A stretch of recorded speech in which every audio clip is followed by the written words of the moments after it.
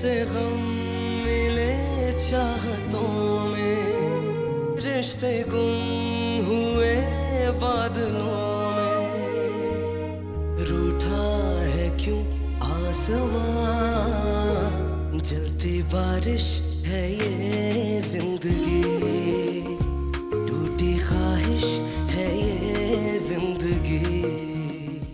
तेरी मेरी कोई ज़ाती दुश्मनी तो है नहीं, लेकिन बात हिसाब किताब की थी। और तू मेरा कर्जा लेके भाग गया था, क्या करता मैं? भागा नहीं था पाशा भाई, पैसों का इंतजाम कर रहा था। छोड़ो ना। अच्छा ये बताओ कि आज रात को डिनर पे चल सकते हैं? अगर फिर से लास्ट मोमेंट पर सरबत आ गई फिर? नहीं, ऐसा नहीं होगा। बेटा बता लो मुझे। बेटा? दामाद भी तो बेटा ही होता है, बना लो। खुरम, मैं अपना मोबाइल घर पर छोड़ा हूँ, प्लीज ड्राइवर के हाथ भिजवा दो। हेलो रिमल, मैं सरवत, वो गलती से। इसमें परेशानी की क्या बात है यार, उसने वैसे भी भाई के ऑफिस जाना है तो मैं तुम्हें ड्रॉप कर देगा। हुरम ने मुझे आपके रूम में मोबाइल पिक करने के लिए भेजा था, मोबाइल उठाते हुए कॉल अटेंड हो गई। मैंने जानबूझकर ऐसा नहीं किया, मुझे तो इस बात की परेशानी हो रही है, वो कॉल रिमल की थी। कोई बात नहीं सरवत, मैं समझा, पता नहीं क्या हो गया।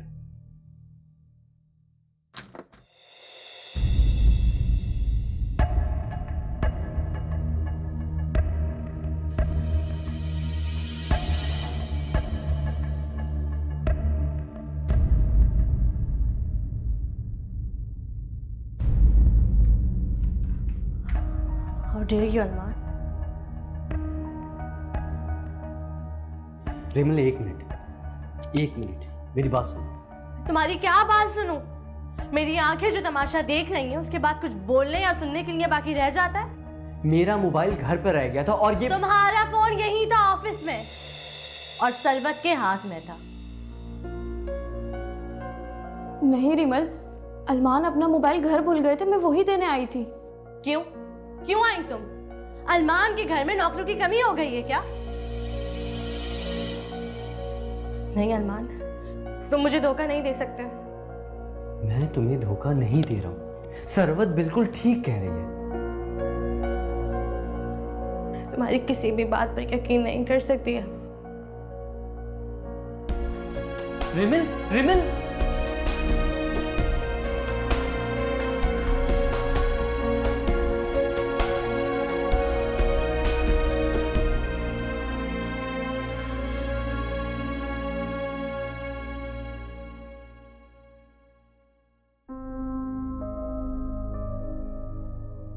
सॉरी अरमान, ये सब कुछ मेरी वजह से हुआ है। नहीं, इसमें तुम्हारा कोई कसूर नहीं है। मोबाइल पहुंचाने के लिए शुक्रिया।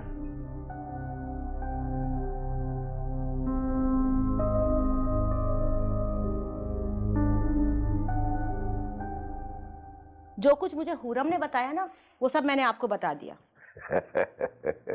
कभी हमसे भी अपनी दिल की बात कह सुन लिया करो।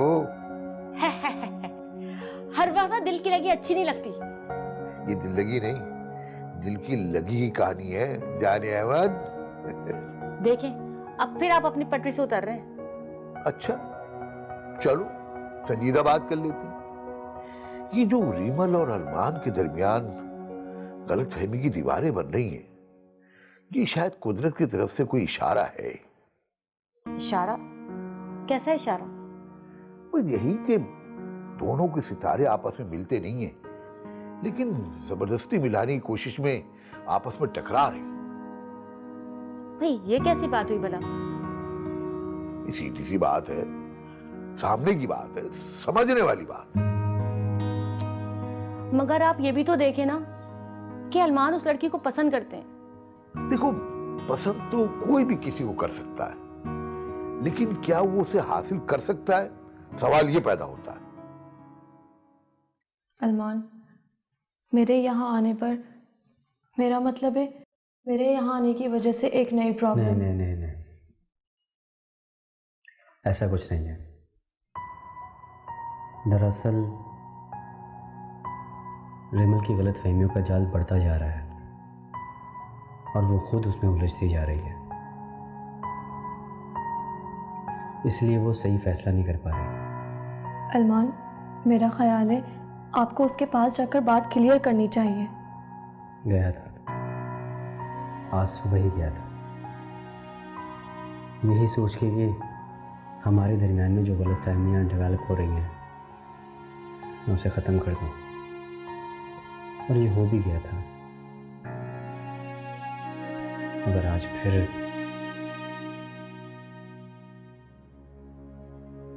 मगर अहमद, कोशिश तो की जा सकती है ना कि उन दोनों के दरमियान जो गलतफहमी की दीवार खड़ी है उसे हम गिरा दें। नहीं नहीं, हमें अपनी औकात में रहना चाहिए। चलो, अरमान तो शायद हमारी बात सुन ले, लेकिन रीमल हमारी बात को क्यों अहमियत देगी? और इस बात की क्या जमानत है कि वो हमारी बात पे अमल भी करेगी? लेकिन उन्हें समझाया भी तो जा सकता है ना।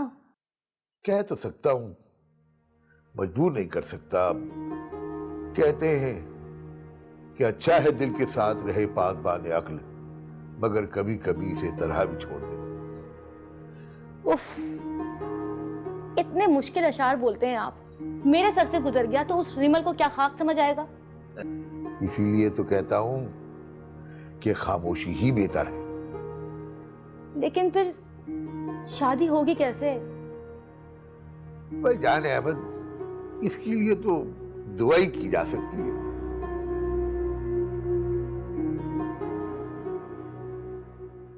मैं सोच रहा था कि अगर आज तुम फ्री हो, कुछ नहीं कर रही हो, तो क्यों ना हम दोनों कहीं बाहर चलें, डिनर करें?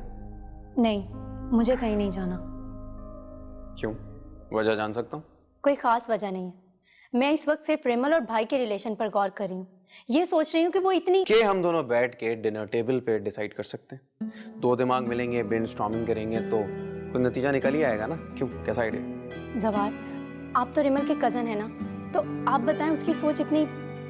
कजिन है लेकिन उसे इतना बेहतर अंडरस्टैंड नहीं करता मैं। एग्जैक्टली, यही मेरा पॉइंट है, लेकिन भाई समझ ही नहीं पा रहे हैं। तुम्हें क्या लगता है कि इन दोनों का रिलेशन इतना स्ट्रांग नहीं है? रिमल की पर्सनालिटी बहुत स्ट्रांग है। वो चीज़ों को अपने नज़रिए से देखती है, बात बात पर गुस्सा हो जाती है। लेकिन भाई बहुत लापरवाह है। उनकी हर एक चीज़ का मैंने ख्याल रखा है। लेकिन रिमल, उसे तो सिर्फ अपनी ज़ात से मोहब्बत है। हाय, मैं यहाँ आया था कि हम दोनों के बारे में बात कर सकेंगे गुरु, लेकिन तुम तो एक मिनट के लिए भी वो टॉपिक ही नहीं ड्रॉप कर रही। क्योंकि मेरे पास कोई और टॉपिक ही नहीं है भाई के टॉपिक के अलावा।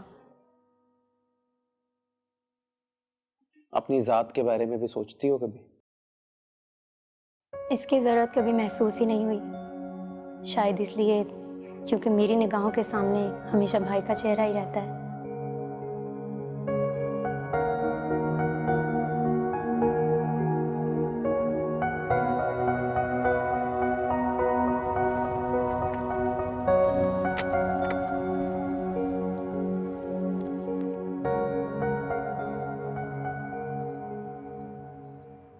आप अम्मा से नहीं मिलेंगे?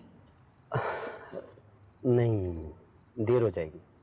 एक कप चाय पीने में कौन सी देर लगती है? अभी तो हम लोग चाय पीकर ही आ रहे हैं ना। ऑफिस की चाय तो आप रोज़ ही पीते हैं। आज हमारे घर की, बल्कि मेरे हाथ की चाय पीकर देखें। यकीन करें, इतनी बुरी भी नहीं बनाती कि आपको पसंद ना आए। तो ठीक है।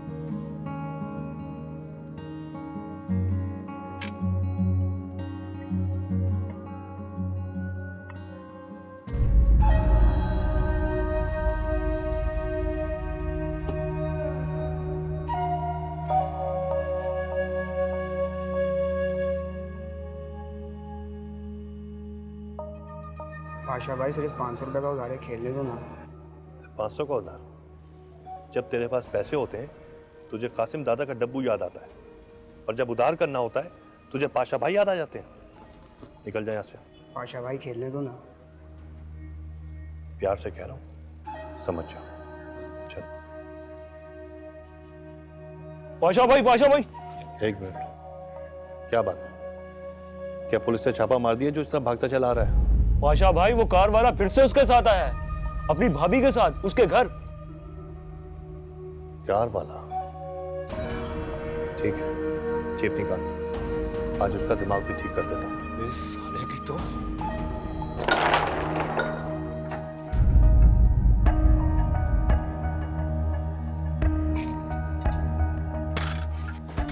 ये क्या बदतमीजी है? अरे वो पाशा, वो तो तुझसे शादी करना चाहता है ना। जलती बारिश है ये जिंदगी, जलती बारिश है ये जिंदगी। सरवत, तुम चाय वाकई बहुत अच्छी बनाती हो। अरे सिर्फ चाय नहीं, खाना भी बहुत अच्छा बनाती है ये। खौरमा, बिरयानी, कोफ्ते, फ्राई गोश्त। तुम ऐसा करना, आज रात का खाना हमारे ही साथ खाना, फिर तुम्हें अंदाजा हो जाएगा कि ये। बस भी करें, चुप हो जाएं।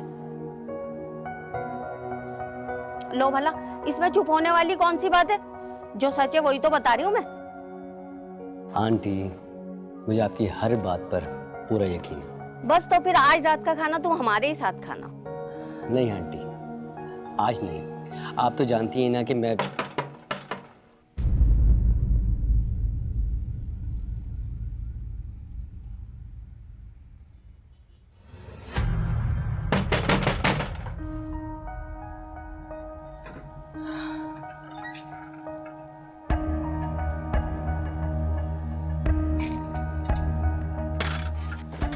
ये क्या बदतमीजी है?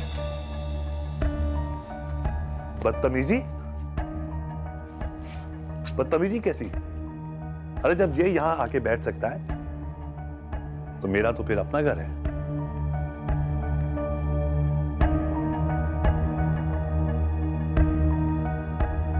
आपका घर?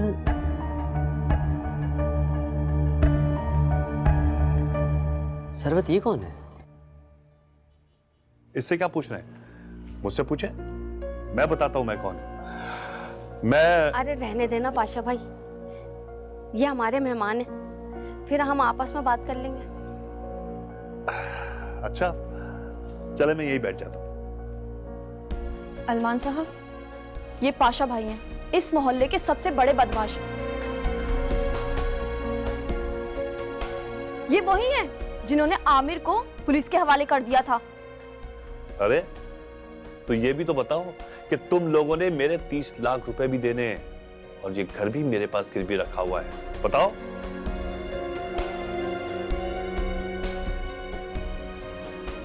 $30 लाख रुपए? पूरे 30 लाख। ये झूठ कह रहा है। सारे सबूत है मेरे पास, दिखाओ।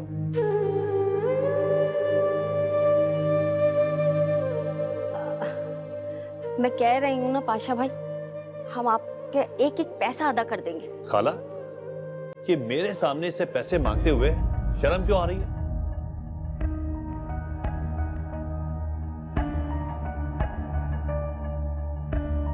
बकवास बंद करो, दफा हो जाओ यहाँ से।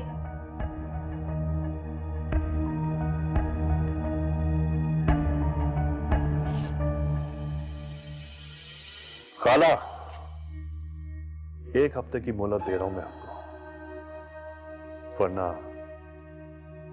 कुछ ना कुछ लेकर तो मैं जरूर जाऊंगा।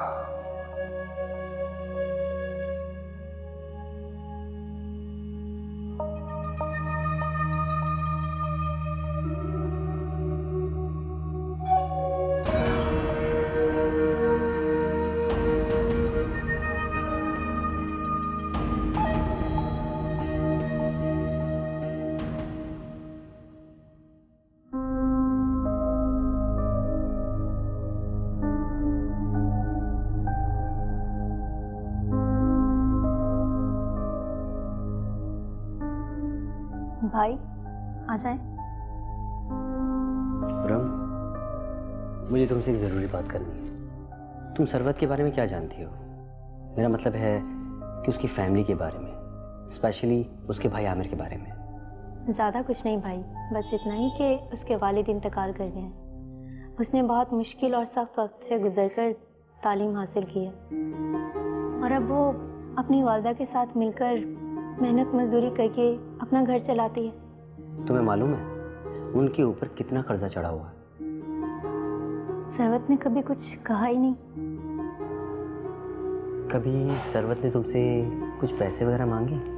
अरे बिल्कुल नहीं, जब वो मुझसे अपने मसाइल ही डिस्कस नहीं करती तो पैसे मांगने का तो सवाल ही नहीं उठता।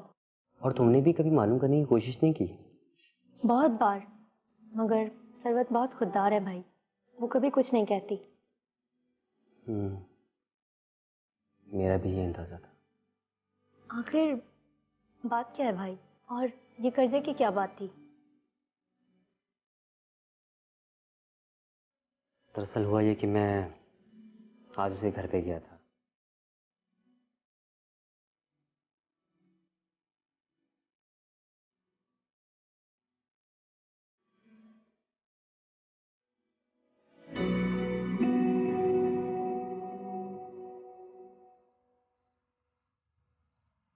मेरी तो सांस रुक गई थी, कितने गलत टाइम पर आया था वो मनूस। अम्मा मैं तो हुरम और उसके भाई के सामने नजरें भी नहीं मिला पाऊंगी। क्या सोचेंगे वो लोग कि हमने इतनी बड़ी रकम गुंडे मवाली से ले रखी है। सच तो यही है ना। कैसे मानेगा कोई कि ये रकम तुमने या मैंने नहीं बल्कि आमिर ने ली है, और वो भी जुआ खेलने के लिए। सरवत, ये पाशा भाई भी ना बहुत झूठ बोल रहा है। भला बताओ, इतनी बड़ी रकम क्या कोई किसी को ऐसी दे देता है? अम्मा तुम भूल रही हो, आमिर ने इस घर के कागजात दिए हैं उसे। हाँ सरवत, मैं तो यही सोचे जा रही हूँ कि पाशा भाई से आप वो कागजात लेंगे कैसे।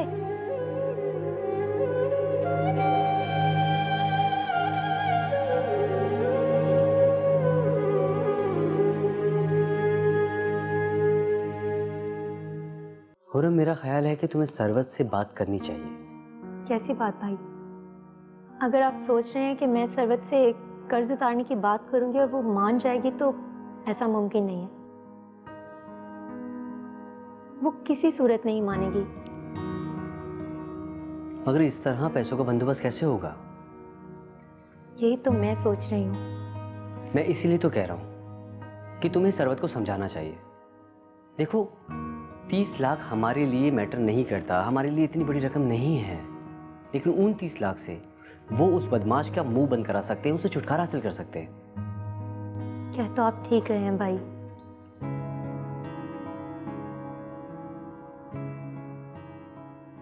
क्या बताऊं अम्मा, पाशा भाई कागज पे मुझे जहाँ कहते गए वहाँ मैं अंगूठा लगाता गया। मुझे क्या पता था उनकी नीयत खराब है और वो मुझे जाल में फंसा रहे हैं। अरे मेरा बच्चा आमिर, तू बहुत मासूम है। अरे पाशा जैसे लोगों से ये दुनिया भरी पड़ी है मेरे लाल। अम्मा ये झूठ बोल रहा है, इतना भी सीधा नहीं है कि जो पाशा बोलता गया और ये करता गया। अगर इतना ही सीधा है तो रोटी को चोची और पानी को मम्मम क्यों नहीं कहता? अम्मा इसको समझा दे, मैं कुछ कह नहीं रहा, इसका मैं ये मतलब नहीं है कि जो दिल में आए बक दे। तुम्हारी कंडी हमें भरनी पड़ती है और वो पाशा दनदनाता हुआ हमारे घर में घुस आता है। तो तुम्हारी सहेली का भाई वो भी तो यहाँ जाता है। अरे आमिर, उसका तो हम पे बड़ा एहसान है। अगर वो हमारी मदद नहीं करता ना तो तू अभी जेल में पड़ा सड़ रहा होता। लेकिन वो यहाँ आता क्यों है? कौन है उसका? किसके लिए चक्कर लगाता है वो यहाँ पे? और वो पाशा भाई, वो यहाँ क्यों आता है? अरे वो पाशा, वो तो तुझसे शादी करना चाहता है ना।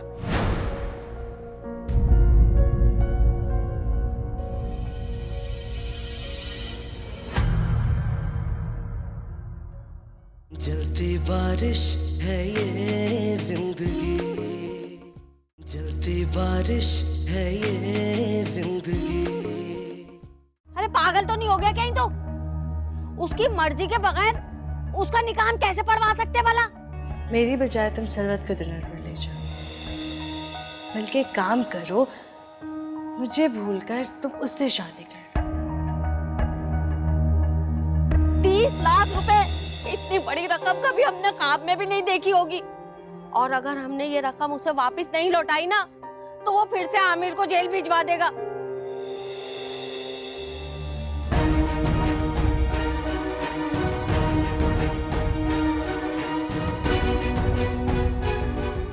कैसे गम मिले चाहतों में, रिश्ते गुम हुए बादलों में, रूठा है क्यों आसमां, जलती बारिश है ये जिंदगी, टूटी ख्वाहिश है ये जिंदगी। कतरा कतरा